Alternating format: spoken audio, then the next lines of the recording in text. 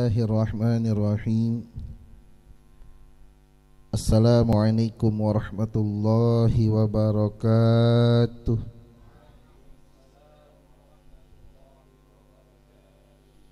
Innal hamdalillahi nahmaduhu wa nasta'inuhu wa na'udzu billahi min shururi anfusina wa min sayyiati a'malina. May yahdihillahu fala mudilla lahu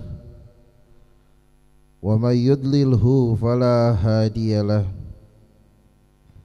Ashhadu an la ilaha illallah wa ashhadu anna Muhammadan abduhu wa rasuluh la nabiyya ba'dah. Allahumma salli wa sallim wa barik ala sayyidina Muhammad wa ala alihi wa sahbihi wa mawalah, amma ba'du. Segala puji bagi Allah, pemilik alam semesta yang banyak mengkaruniakan kita berbagai macam kenikmatannya. Tiada satu pun di alam semesta ini kecuali adalah ciptaan Allah Subhanahu wa ta'ala, dan pastilah semua yang mendapat karunia-Nya tidak lain berasal dari Allah Subhanahu wa ta'ala. Yang memenuhi semua kebutuhan ciptaannya hanyalah Allah Subhanahu wa ta'ala. Segala puji bagi Allah, satu-satunya zat yang boleh disembah, yang tempat kita bergantung kepadanya, mengharapkan keselamatan dunia wal akhirah. Salawat serta salam semoga selalu tercurah kepada manusia yang rela mengorbankan jiwanya, raganya, bahkan seluruh kehidupannya hanya untuk keselamatan umatnya. Salawat serta salam semoga selalu tercurah kepada manusia yang paling baik budi pekertinya, paling baik akhlaknya, yang mencintai kepada yang lebih muda dan menghargai kepada yang lebih tua. Salawat serta salam semoga selalu tercurah kepada manusia yang paling bentuknya sempurna. Tiada satu pun yang lebih sempurna bentuknya melainkan daripada baginda Nabi Muhammad SAW. Salawat serta salam semoga selalu tercurah kepada manusia yang kelak akan memberikan syafaat pertolongannya, baik pertolongan di dunia maupun di akhirat. Salawat serta salam semoga selalu tercurah kepada manusia yang apabila tidak diciptakan nurnya, maka tidak akan tercipta seluruh alam semesta. Salawat serta salam semoga tercurah kepada junjungan kita baginda Nabi Muhammad sallallahu alaihi wasallam. Malam hari ini sebagaimana malam minggu biasanya, Allah ringankan langkah kita untuk datang ke tempat ini, bersalawat kepada baginda Nabi Muhammad sallallahu alaihi wasallam, dengan berharap kepada Allah salawat yang kita bacakan, munajat-munajat yang kita sampaikan kepada Allah menjadi bagian penting di dalam kehidupan kita yang menyelamatkan kita di dunia maupun di akhirat. Tanpa salawat kepada baginda Nabi, maka semua ibadah akan ditolak oleh Allah. Tidak ada satupun doa dan ibadah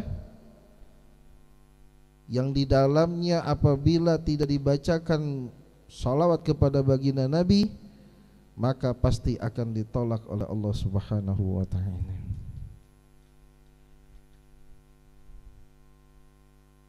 Maka sebagai hamba Allah dan umatnya baginda Nabi Muhammad sallallahu alaihi wasallam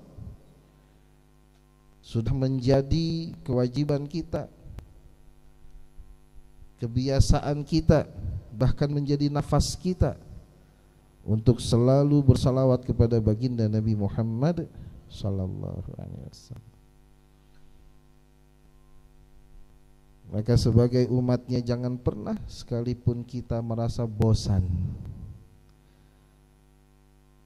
merasa lalai, merasa jengah daripada bersalawat kepada baginda Nabi Muhammad sallallahu alaihi wasallam. Jikalau agama-agama lain mengagungkan nabinya, mengagungkan pembawa agamanya, Nasrani dengan Yesusnya, Buddha dengan Siddhartha Gautama, Hindu dengan Wisnu, Krishna dan segala macam. Betapa mereka hebat mengagungkan manusia-manusia yang tidak layak untuk diagungkan. Sedangkan kita memiliki satu-satunya manusia yang paling sempurna, yang apabila kita sebut namanya dan bersalawat kepadanya pasti tidak akan pernah doa kita ditolak oleh Allah Subhanahu wa taala. Maka sebagai umat Islam, sebagai umat baginda Nabi Muhammad sallallahu alaihi wasallam, jangan sekalipun kita meninggalkan salawat kepada baginda Nabi Muhammad sallallahu alaihi wasallam. Baik, sebagaimana seperti biasanya kita bersalawat kepada baginda Nabi dengan salawat iqazun niyam ini, kemudian nanti diteruskan dengan berzikir, bermunajat dan ta'lim di akhir daripada acara ini dengan membaca kitab Nasha'ihul Ibad beserta dengan keterangannya. Dan semoga pulang kita dari tempat ini semuanya dosa-dosa kita diampuni oleh Allah Subhanahu wa taala. Asyhadu an la ilaha illallah wa asyhadu anna Muhammadar Rasulullah. Asyhadu an la ilaha illallah wa asyhadu anna Muhammadar Rasulullah. Asyhadu an la ilaha illallah wa asyhadu anna Muhammadar Rasulullah. Allahumma salli ala Sayyidina Muhammad wa ala ali Sayyidina Muhammad. Astaghfirullahaladzim, astaghfirullahaladzim, astaghfirullahaladzim. A'udzu billahi minasyaitonir rajim. Bismillahirrahmanirrahim. Ila hadratin Nabiyil Mustafa Sayyidina Muhammadin sallallahu alaihi wasallam wa ala alihi wa sahbihi wa zurriyyatihi al-Fatihah. A'udzu billahi minasyaitonir rajim. Bismillahirrahmanirrahim. Alhamdulillahi rabbil alamin. Ar-Rahmanir Rahim. Maliki yaumiddin. Iyyaka na'budu wa iyyaka nasta'in. Ihdinas siratal mustaqim. صراط الذين أنعمت عليهم غير المغضوب عليهم ولا الضالين. رب اغفر لنا ولوالدينا ولجميع المؤمنين آمين. وإلى جميع الأنبياء والمرسلين والشهداء والصالحين والعلماء العاملين والأولياء المخلصين وشيخ الطرق أجمعين والقراء المتهجدين. الفاتحة. أعوذ بالله من الشيطان الرجيم. بسم الله الرحمن الرحيم. الحمد لله رب العالمين. الرحمن الرحيم. مالك يوم الدين. إياك نعبد وإياك نستعين اهدنا الصراط المستقيم صراط الذين أنعمت عليهم غير المغضوب عليهم ولا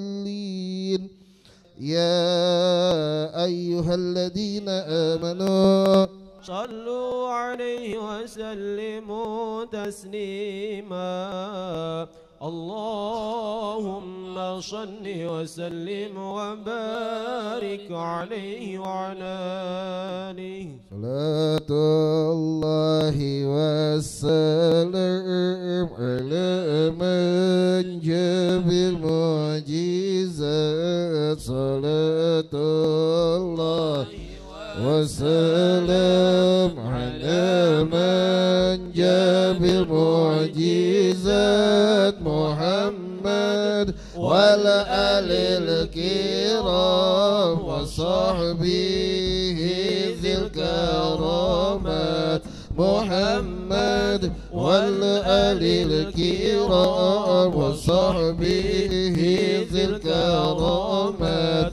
صلاة تنجينا بها من الأهوال والآفات صلاة تنجينا بها من الأهوال والآفات وتقتضي يا الله بها جميعا ما لنا الحاجات وتقتضي يا الله بها جميعا ما لنا الحاجات صلي صلاة كاملة لمحمد الله الله صلي صلاة كاملة لمحمد وسلم بالسلام مثل ما يوجد وسلم بالسلام مثل ما يوجد يا سيدي يا نور الأنوار ناور لنا بالنور الأبرار يا شافعي يا سر الأسرار اشفع لنا في حضر الجبار يا هادنا ترياق الأغيار أنت المفتاح أبواب اليسار افتح لنا فتحك الأوصار قلب الملا اسأله القهار سلام عليك يا رسول سلام عليك يا حبيب سلام عليك صلوات الله عليك الله يا نبي سلام عليك يا رسول سلام عليك يا حبيب سلام عليك صلوات الله عليك يا الله أرسل صلاة أرسل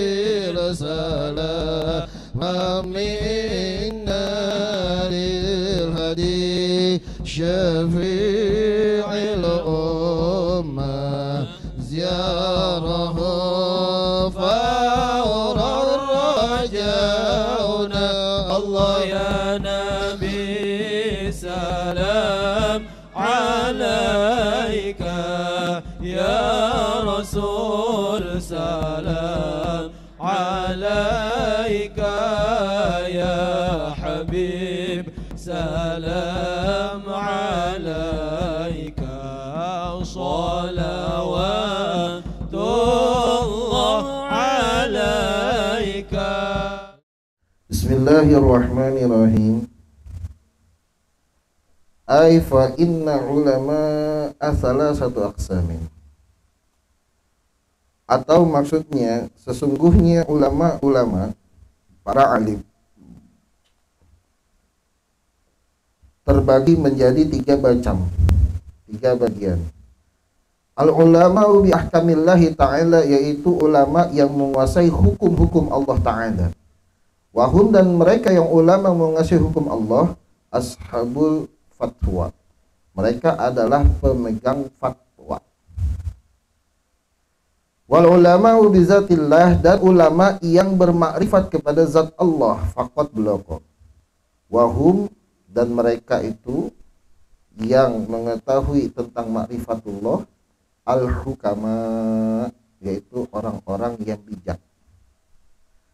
Fa fi mudakhalatihim, maka di dalam bergaul dengan mereka, tahzibu lil akhlaqi, akan mendapat pencerahan akhlak. Li'annahum, disebabkan sesungguhnya mereka asyraqat qulubuhum, hati mereka memancarkan, bima'rifatillah, dengan ma'rifatullah. Wa asyraqat, dan memancarkan hati mereka, asraruhum, apa rahasia-rahasia mereka, bi anwari jalalillah, dengan cahaya-cahaya keagungan Allah. Wal ulama'u qismaini, dan yang ketiga yaitu ulama yang mempunyai dua hal tersebut. Maksudnya dia ngerti hukum fatwa juga, dia juga bermakrifat kepada Allah juga. Wahum, dan mereka ini sebut al-kubara, orang pembesar. Fa inna mukhalatata ahlillah, maka sesungguhnya bergaul dengan ahlullah, taksibu ahwalan saniyah, akan menghasilkan perilaku yang terpuji. Wa naf'u bil lafzi, dan bermanfaat bagi penglihatan, fauqa naf'i bil lafzi, melebihi daripada manfaat dari ucapan. Faman nafa'aka lahduhu, maka siapa saja yang bermanfaat kepada dirimu penglihatannya, nafa'aka lahduhu, maka akan bermanfaat bagimu ucapannya. Waman la, dan barang siapa yang tidak bermanfaat penglihatan dan ucapannya, fala, maka dia tidak bermanfaat.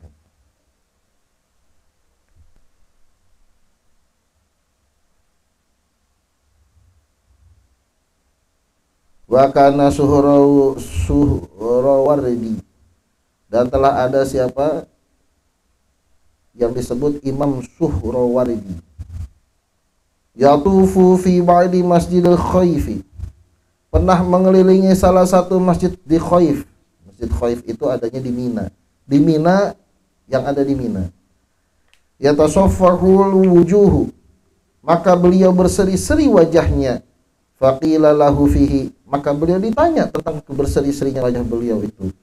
Faqala, maka telah berkata siapa Imam Suhrawardi tadi, inna lillahi ibadan, sesungguhnya Allah mempunyai hamba-hamba, idza nazaru ila syakhsin, apabila mereka hamba-hamba itu melihat kepada seseorang, aksabuhu sa'adatan, mereka akan berusaha agar terlihat bahagia. Fa'ana atlubu zalika, maka aku sedang berupaya agar terlihat seperti itu. terlihat bahagia. Qala Nabi sallallahu alaihi wasallam, telah bersabda siapa baginda Nabi sallallahu alaihi wasallam, semoga rahmat azim Allah alaihi atas baginda Nabi wasallam dan salam. Sayati zamanun, maka akan datang suatu zaman ala ummati, atas umatku, yafiruna minal ulama, umat-umat tersebut akan menjauh dari ulama-ulama, wal fuqaha, dan menjauh dari fuqaha, ahli fikih, fayabatalihim, maka Allah akan menguji mereka. Fayabatalihim Allah, maka Allah akan menguji mereka bisalasi baliyat, dengan 3 macam ujian. Awaluha, yang ujian yang pertama, yarfa'ullah, Allah akan mengangkat al-barakah, apa keberkahan, min kasbihim, dari usaha mereka. Allah akan angkat keberkahan dari usaha mereka. Wasaniyah, dan yang kedua, yusallitullahu ta'ala alaihim, Allah akan memberikan kekuasaan kepada mereka, sultanan zaliman, kepada sultan yang zalim, pemimpin yang zalim.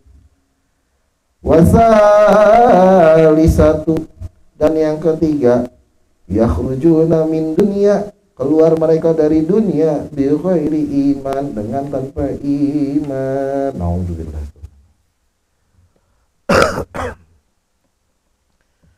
Kemarin kita udah ngebahas masalah duduk dengan ulama. Kalau ngaji yang tenang, diem, santai, duduknya rapi, perhatiin ngaji, ya. Kalau anak kecil yang gelisah badannya, kalau orang tua yang gelisah hatinya. Ya, kan kemarin dibahas malam minggu kemarin ngaji yang tenang. Kita itu butuh kepada ilmu supaya bisa mengenal Allah. Itu tenang, jangan gerasak gerusuk deh, ya. Jadi yang namanya mencari ilmu kepada ulama, kitanya harus menunjukkan butuh. Ya, pola bayat butuh, menginginkan, kehendak, atau meminta, kebutuhan, ya, maka disebut thalabul ilmi, butuh kepada ilmu. Kalau enggak, sama aja itu kita tidak duduk dengan ulama, karena perintahnya itu jalisul ulama, duduk dengan ulama. Maka kalau mau disebut duduk dengan ulama, maka kita harus menunjukkan kebutuhan kepada ilmunya ulama tersebut, ya. Yang mulai dari adab kita, hati kita, pikiran kita, memang kita butuh dengerin, tenang. Nah, maka duduknya saja kalau sudah seperti itu, belum dapat ilmunya nih, duduknya aja udah dapat pahala kalau duduknya seperti itu. Jadi yang namanya mencari ilmu bukannya cuma datang terus bersama ulama, duduk sama ustadz, bukan begitu. Tapi memang cara duduknya kita menunjukkan butuh kepada ilmu. Nah, duduk yang seperti itu, nah, itu yang disebut jalisul ulama. Duduklah kamu kepada para ulama, duduknya dia sudah dapat pahala. Nah, ulama yang seperti apa yang pantas kita duduk bersama mereka? Kenapa? Karena banyak sekarang belum pantas jadi ulama, belum pantas untuk memberikan ilmu, tetapi modal sorban, ya, modal imamah, modal pakaian, modal tampang, bisa ngomong, sudah berani menyatakan dirinya sebagai ulama. Itu bahaya. Antara dua, kalau nggak dianya ngamuk-ngamuk melulu karena nggak dihargain orang, atau kalau sudah dihargain orang akan menyesatkan umat. Gitu. Ulama-ulama seperti itu, nauzubillah, itu mah bukan ulama. Makanya disebut ulama adalah orang yang berilmu. Ilmunya yang mana? Ilmunya bukan yang lewat dari baca buku, bukan yang cuman ngandelin keturunan, bukan yang cuman hasil dari nonton YouTube, bukan. Bergabung jadi satu, musalsal sanad ilmunya. Dia memang ngaji betul-betul kepada gurunya, gurunya ngaji kepada gurunya, nyambung ilmunya dari baginda Nabi Muhammad sallallahu alaihi wasallam. Itu masih syarat dari ilmunya yang harus kita cari. Kemudian perilakunya. Apakah perilakunya sesuai dengan apa yang dia ucapkan, apa yang dia perjuangkan?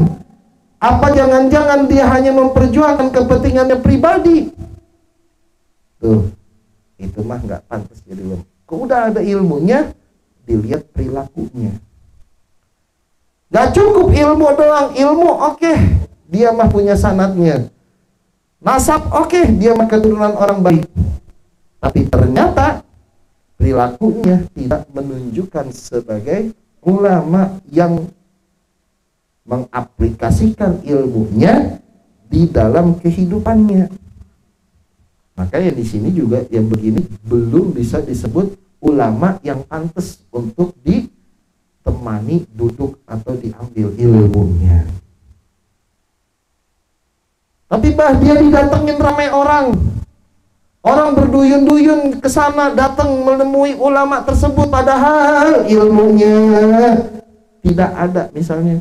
Atau ada pun ilmunya, perilakunya tidak sesuai dengan ilmunya. Banyak muridnya, banyak pengikutnya. Banyak pengikut bukan sebagai syarat menjadi ulama, atau bukan sebagai tanda alamatul ulama, bukan. Karena kalau cuma banyak pengikut, Michael Jackson pengikutnya banyak.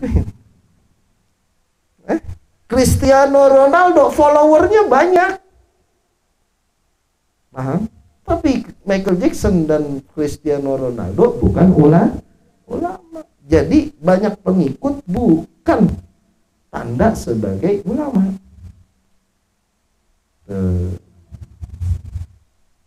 Tapi kan dia ngomongin agama, atau banyak yang ngomongin agama, banyak pengikutnya, ternyata perilakunya tidak sesuai dengan ilmunya. Atau ya kayak gitu mah nggak pantas untuk dijadikan guru panutan ya, ulama, yang disebut ulama. Maka dari itu ulama yang sesungguhnya itu dibagi jadi 3 macam. Yang pertama, ulama yang menguasai hukum-hukum Allah Ta'ala yang menurut dia Allah. Mereka adalah para pemegang fatwa. Dia ngerti hukum. Ditanya, Pak Ustadz, hukumnya menikah apa? Jawab sama dia, menikah itu hukumnya sunnah, sebagaimana hadis baginda Nabi Muhammad sallallahu alaihi wasallam, an-nikahu sunnati faman raghiba an sunnati falaysa minni. Udah pantas belum jadi ulama? Kalau dia jawab seperti itu, udah bisa jadi ulama? Udah bisa belum? Penampilannya bagus, Bah. Ya, wajahnya bercahaya, jawabannya seperti itu. Udah bisa belum jadi ulama?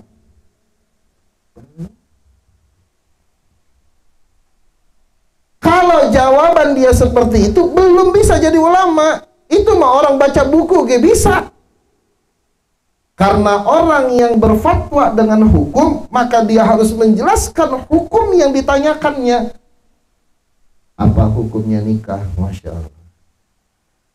Hukumnya menikah adalah sunnah.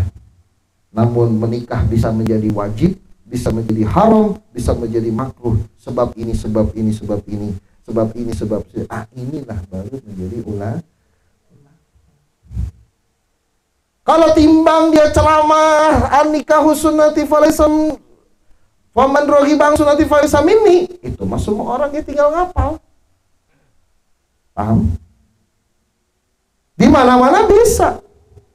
Atau tinggal penampilan aja dicakepin. Suntik vitamin C putih kulitnya, kelihatan gantengnya. Ngomong tentang itu apalin. Besok ceramahnya begitu lagi. Kalau di pernikahan konsepnya begini. Kalau di sekolahan konsepnya begini. Ulama belum. Ulama yang dimaksud di sini belum. Berarti dia berfatwa tidak dengan ilmu. Maka yang seperti ini jawabannya bisa-bisa menyesatkan umat apabila fatwanya dipakai oleh orang banyak. Tapi kan benar bah, ya. Dia mengatakan bahwasanya nikah itu sunnah, ada dalilnya, ya benar, nggak salah. Tetapi tidak termasuk orang fuqaha, orang yang pantas menjadi berfatwa dengan hukum. Karena yang pertama ini adalah yang disebut ulama yang pantas berfatwa dengan hukum. Itu nggak masuk kategori itu dia. Sekalipun rame pengikutnya, berarti secara hukum dia tidak menguasai. Paham? Yang kedua, ulama yang hanya makrifat kepada zat Allah. Mereka adalah orang-orang hikmah yang ngerti kebijaksanaan.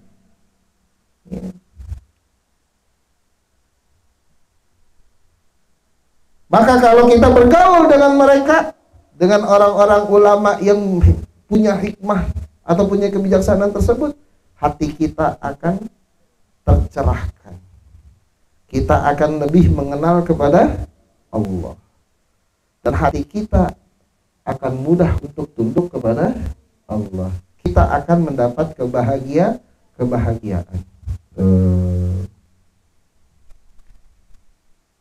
Kenapa? Kita akan lebih dekat, terasa lebih dekat kepada Allah. Ke ulama yang kedua. Nah yang kayak begini, jangan minta fatwa kepada ulama begini, Mbak. Cukup minta nasihat. Assalamualaikum Pak Ustadz, tolong nasehatin saya. Bahkan ada dia mah nggak pakai nasihat, cuman kita ngelihat wajahnya saja, kita baru ngelihat wajahnya saja, Masya Allah, tanpa kita harus minta nasihat, hati udah damai, udah tenang. Saya pernah punya banyak masalah. Ini cerita. Saya datang ke rumah guru saya, cuman ngelihat wajah guru saya, masalah saya selesai, nggak pakai nanya. Bukan cuman selesai, lupa sama masalah. Pernah saya ketemu sama guru yang begitu. Nggak usah pakai nanya, ngelihat aja. Dan hati yang tenang, damai. Masalah udah selesai dengan sendirinya. Pulang. Lupa itu masalah kita. Ada ulama yang seperti ini modelnya. Ada yang kita mintain nasihat, ada yang menyebabkan kita makin merasa dekat kepada Allah. Kita akan makin ma'rifatullah. Ma'rifatullah apa itu? Mengenal Allah yang akan membawa pengenalan tersebut ke dalam kedamaian hidup. Contoh, Allah Ar-Razzaq. Allah Maha Pemberi rezeki. Maka setelah diterangkan oleh ulama tersebut, kita akan hilang kekhawatiran tentang rezeki kita gitu. Hilang khawatir kita tentang rezeki. Tapi kalau mau ngeliat rezeki mah tiap malam minggu kayak ada, insya Allah megangin kamera. Nah gitu.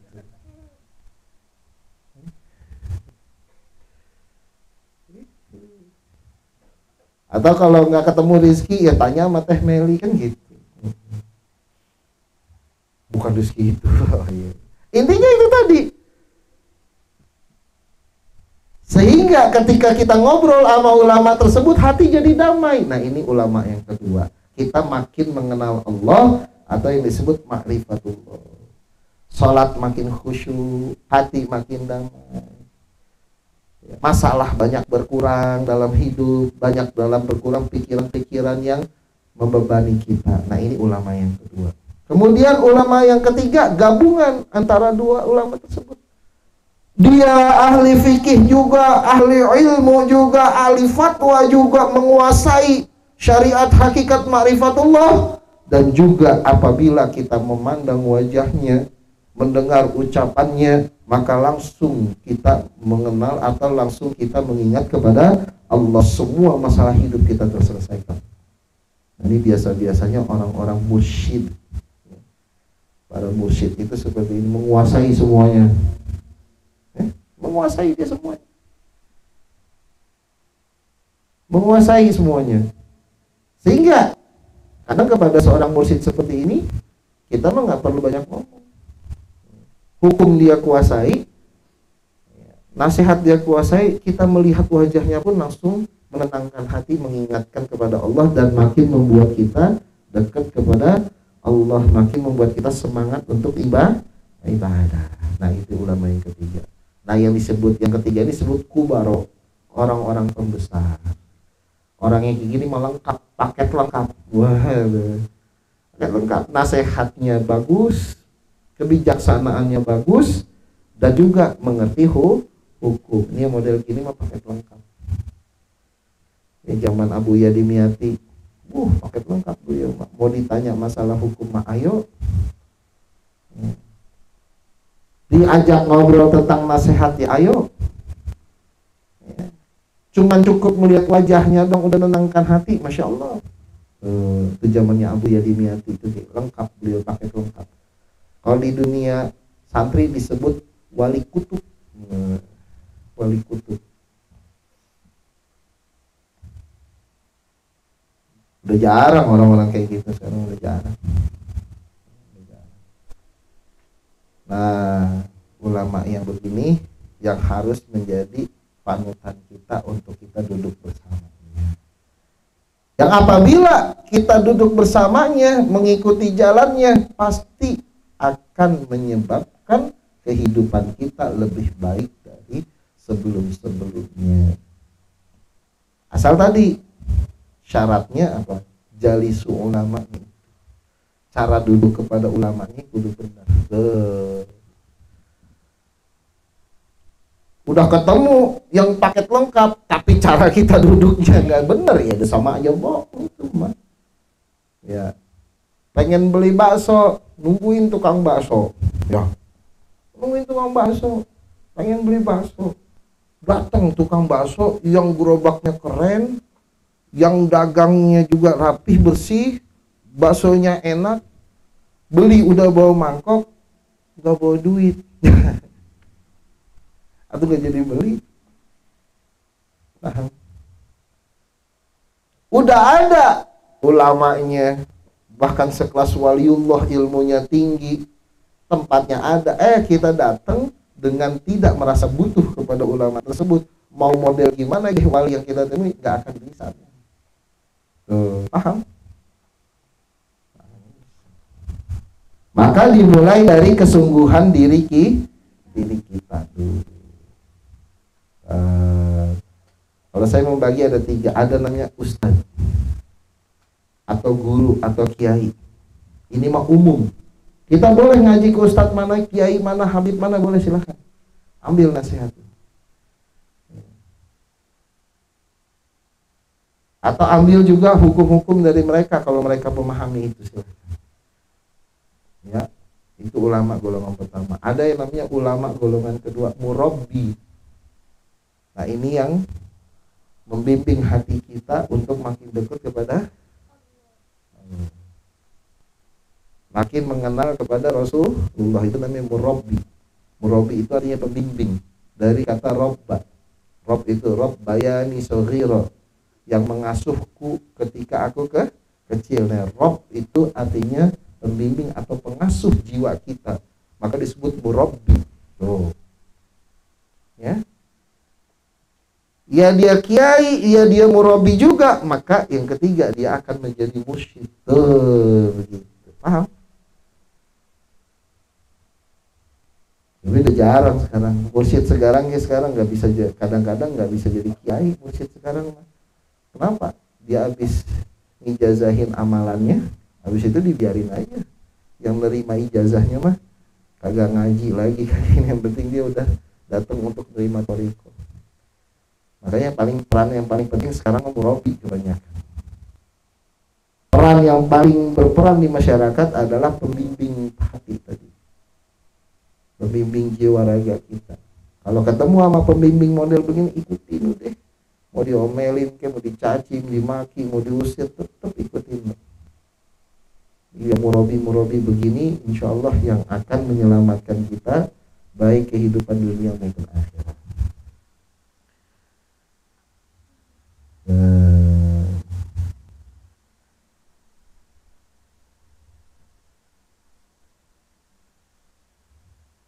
Nah kalau kita mau seperti itu, ya, nih belajar nih para santri, pengen menjadi murabi sebagai jalan keluar untuk umat. Bukan supaya dihormatin orang ya, bukan ya. Sebagai jalan keluar untuk umat.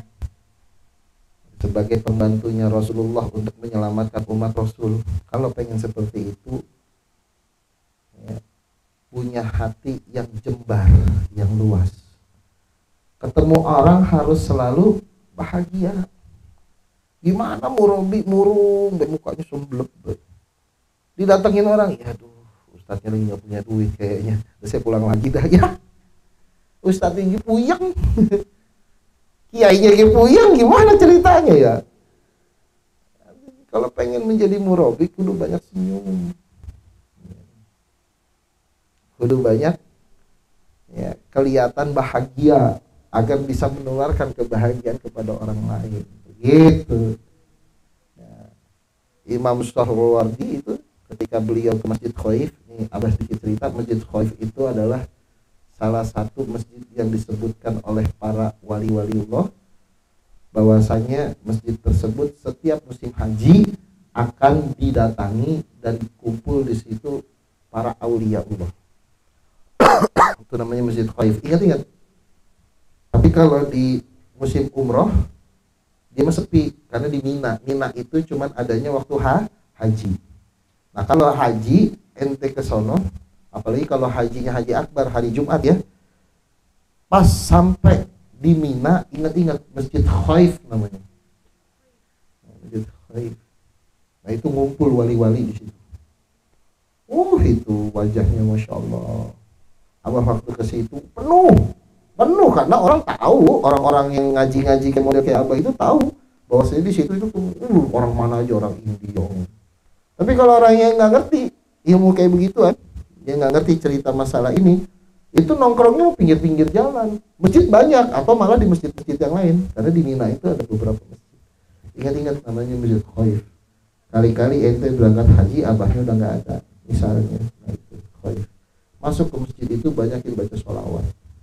Ini sholawat, kirimin abahnya Fatihah. Insya Allah ente ketemu sama waliullah ntar di sana. Ya. Itu ingat-ingat. Ya siapa tahu di sini ada yang berangkat haji tapi waktunya ya nggak tahu kan kapan abahnya udah nggak ada ya kan. Nah, itu ingat yang Masjid Khaif.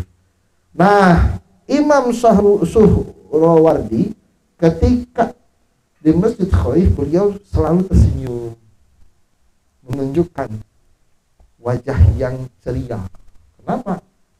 Supaya orang lain merasa nyaman dengan melihat beliau. Begitu. Mau jadi ulama merengut, baik ketahuan banget. Supaya ini pulang kagak ngasih duit. Walat deh, astagfirullah. Masa merengut jadi kiai, menjadi santri merengut, bahagia. Ini gimana mau jadi kiai santri yang baik, kiai yang bahagia, jadi santrinya di merengut. Ngapa? Ngapa? Makan.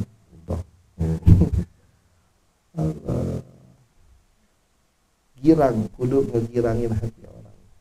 Ya, kalau nggak siap untuk menggembirakan hati umat, gak usah jadi guru agama. Ya, itu.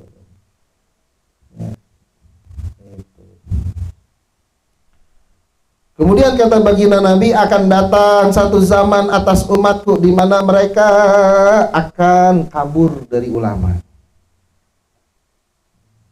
Zaman sekarang nih udah kelihatan. Mereka udah gak datang lagi ke ulama, tapi mereka banyak datang ke artis yang bersorban. Karena kan ulama tadi disebutin orang yang berfatwa kah atau orang yang ngerti tentang zat Allah yang mengamalkan ilmunya, atau dua gabungan itu disebut fuqaha. Zaman sekarang langka yang model begitu. Yang kenal katanya kenal zat Allah itu kebanyakan ngarang, kebanyakan ngayal. Yang katanya kenal hukum fikih, ngajinya dulu mah asal-asalan, giliran ditanya masalah hukum jawabnya asal-asalan. Langka sekarang gitu.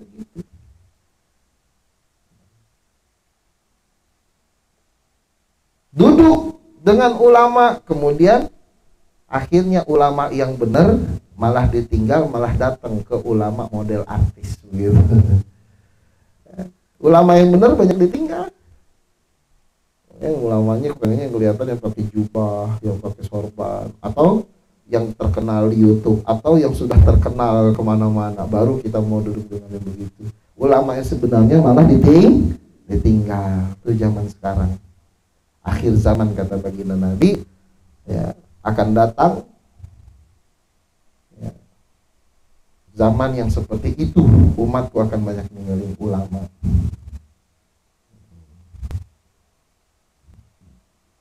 Maka kalau udah datang seperti itu, yang pertama Allah akan hilangkan keberkahan dari usaha mereka. Hilang berkahnya. Usaha-usaha tapi hidup selalu ngerasa susah. Usaha-usaha tapi hidup ngerasa sempit, hilang berkahnya. Punya duit 100.000 kurang, punya duit 1 juta kurang. Itu karena mereka lari dari ulama. Enggak apa, saya mah punya duit 10 juta guys, saya nggak merasa kurang. Kata siapa? Belum datang aja tuh 10 juta, di hati udah nanti buat bayar utang sekian, buat ini sekian, buat ini sekian. Ya kurang 10 juta, belum datang ya 10 juta udah ngerasa kurang. Parah zaman sekarang ya. Mau bisnis zaman sekarang, bisnis nih udah kebanyakan ngayalnya dulu. Nanti kalau dapat sekian nanti beli motor gini, gini. Ya kurang dah buat ini. Tuh belum dapat. Apa berkahnya dari awal dia udah hilang. Rasa susah mulu, punya usaha susah, nggak punya usaha susah, punya duit 1 juta susah, punya duit 50 juta susah, terus susah. Cuma katanya doang 50 juta saya mau pasti nggak susah, Bang, kata siapa? Giliran itu kurang masih aja merasa resah. Terus hidup seperti itu terjadi karena banyak sudah umat yang meninggalkan ulama. Masya Allah. Kemudian yang kedua, akan Allah berikan ujian berupa diberikan penguasa yang zalim. Jadi andaikan nanti ini terpilih presiden di tahun 2024, penguasanya itu zalim kepada kita, jangan salahin penguasanya. Kitanya kudu banyak introspeksi diri. Jangan-jangan kita mah udah banyak ninggalin ulama. Karena itu mah ketetapan dari Allah. Kalau engkau malas ngaji, engkau tinggalkan ulama, maka akan Allah berikan kepada kamu penguasa yang zalim. Hati-hati ya. Zaman sekarang tuh fitnah ini, fitnah itu. Waduh, Masya Allah. Hoak di mana-mana ya. Zaman sekarang tuh apalagi mau pilpres ini ya. Masya Allah, presiden ini dijelekin, calon presiden ini dijelekin, calon presiden itu dijelekin, semua kagak ada yang benar. Yang ini dijelekin ini, yang ini dijelekin itu. Black campaign. Akhirnya yang terpilihnya penguasa yang zalim, jangan salahin. Itu mah karena kitanya yang ninggalin ulama. Wah, tapi ulamanya gebah ikut-ikutan, Masya Allah. Malah milih ke sono ke sini, bukan ulama itu mah. Bukan ulama itu, bukan ulama. Justru ulamanya itu katanya dekat sama itu biar itu terpilih agar yang lain tidak terpilih. Kalau yang lain terpilih malah justru akan menghancurkan negara ini. Bukan ulama itu. Yang namanya ulama dia hidupnya tentram. siapapun yang akan terpilih, pasti Allah sudah memilihkan yang terbaik untuk negerinya. Dia tinggal doain doang. Itu baru ulama. Paham? Kelihatan ini sekarang ulama-ulama pengikut politik praktis. Wah, abang kan belum didatengin baik ya sama calon presiden. Kalau udah datengin calon presiden, apalagi pengen ngebantuin bangun majelis bah atau bangun pesantren, abah deket kemana? Abang mau tetap aja duitnya mah diambil orangnya mah kagak. Ya, duit mah ambil baik, minta panggung mah jangan. Dia nggak bakal ya model kayak abah mah kagak ada pengikutnya. Bakal ikutin orang, gak bakal didatengin model gitu. Dan semoga jangan. Semoga jangan. Biarin baik yang berkompetisi, silahkan berkompetisi dengan sehat. Kalau mau bagi duit silahkan, tapi jangan paksa aku untuk ikut terjun ke dalam politik praktis. Subhanallah.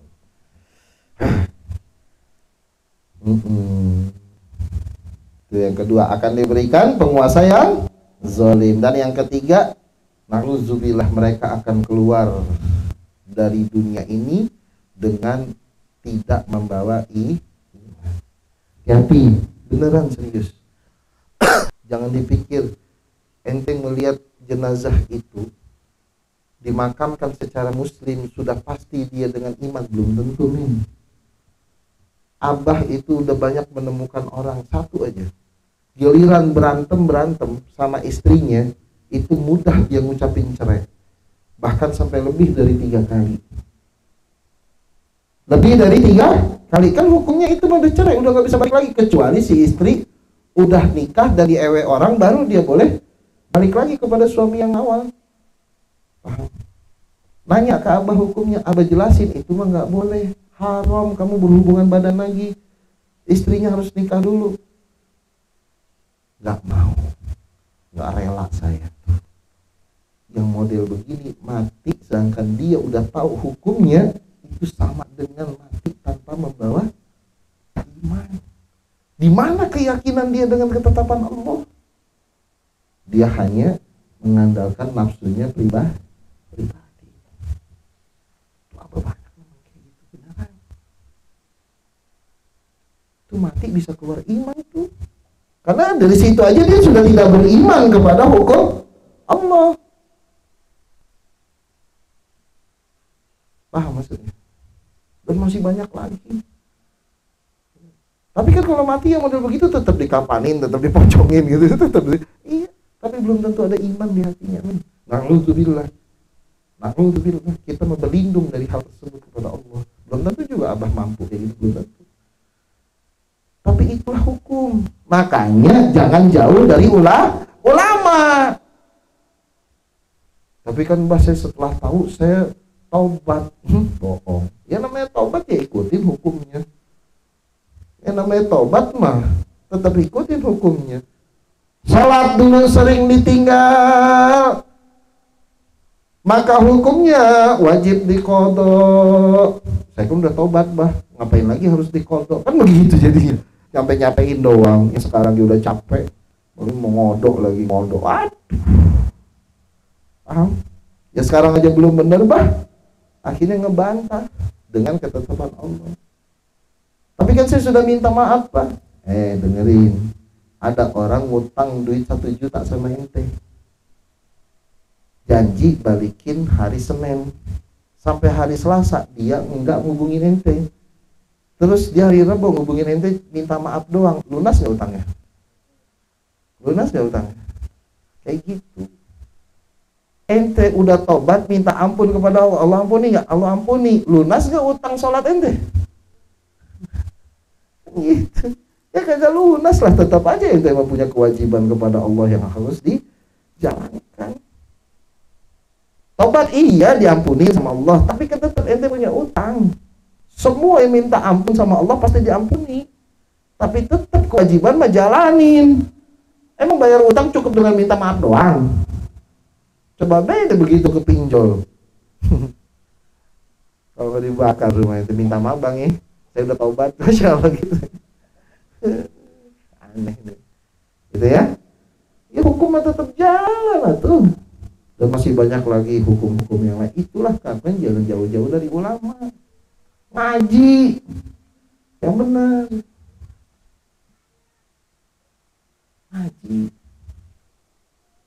Cari ilmunya Allah yang bukan hanya untuk mengenal Allah, tapi juga menjalani kehidupan ini sesuai dengan hukum-hukum Allah.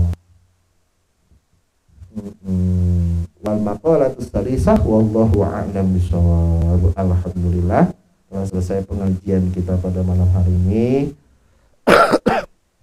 Semoga ya, apa yang kita lakukan pada malam hari ini menarik atau membawa keberkahan kita, keluarga kita, dan lingkungan kita semuanya, dan kita menjadi hamba yang lebih baik lagi, yang lebih taat kepada Allah, yang mudah meninggalkan maksiat kepada Allah dan mentaati perintah-perintah Allah. Amin ya rabbal alamin. Allahumma shalli ala sayyidina Muhammadin tibbil qulubi wa dawaiha wa afiyatil abdani wa shifaiha wa nuril absari wa diyaiha wa ala alihi wa sahbihi wa sallim. La ilaha illallah, la ilaha illallah, Muhammadun Rasulullah, Syekh Abdul Qadir Waliullah. Ya Maulana ya Rahman bil 'adha jud ya Dayyan bin Nabi khairil wara la tuhriqna bin niran. أعطنا كل المنى وأغرقنا في الإحسان وأجب لنا الدعاء كل وقت والأحيان واكسنا ثوب الرضا نحن مع كل الإخوان واختم بالحسنى لنا وغسلنا من الأدران فلنا كنز له في البرايا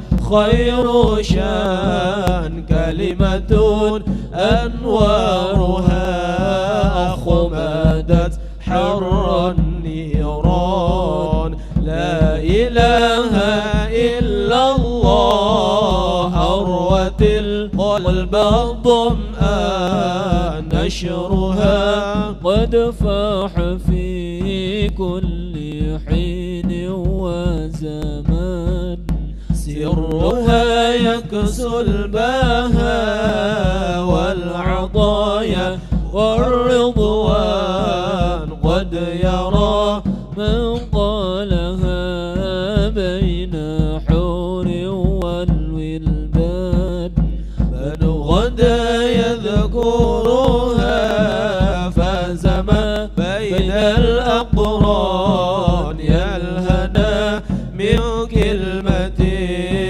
أشرقت منها الأكوان قد غدت مشهورة بين إنس ثم الجان وغدا ذاكرها حائزا كل الإحسان نائلا من ربه دون كيل أو ميزان ربنا انفعنا بها عظيم يا منان وبها اختم عمرنا قبل إدراج الأكفان واجعل قبرنا بها باها مثل البستان واحفظا أجسامنا فيه من أكل الديدان في حشرنا أنسانة في الأحزان واجعلها في حشرنا أنسانة في الأحزان واسقنا يا ربي من عوضها العذب الملآن وبها يا ربنا اسكننا على الجنان في جوار المصطفى في العلا بحر الرضوان فعليه ربنا صل في كل زمان فعليه ربنا صل في كل زمان وعلى أزواجه وعلى الآل الأعيان وعلى أصحابه أهل الفضل والعرفان ما بدا بدر الدجى وفشى نشر الريحان وغدا في روضه يتثنى غصن بان خيريا خيريا الشيخ عبد القادر الجيلان كليا كليا الشيخ عبد القادر الجيلان خيريا خيريا شيخنا محمد يعطي كليا كليا شيخنا محمد يعطي خيريا خيريا شيخنا زين العارفين كليا كليا شيخنا زين العارفين خيريا خيريا شيخنا أصف بحر الزين كليا كليا شيخنا أصف بحر الزين خيريا خيريا شيخنا أحمد مقاتل كليا كليا شيخنا أحمد مقاتل لا إله إلا الله لا إله إلا الله محمد رسول الله شيخ عبد القادر ولي الله لا إله إلا الله لا إله إلا الله محمد رسول الله شيخ عبد القادر ولي الله. Subhanallah bihamdika asyhadu an la ilaha illa anta astaghfiruka wa atubu ilaik. Mohon maaf lahir batin. Assalamualaikum warahmatullahi wabarakatuh.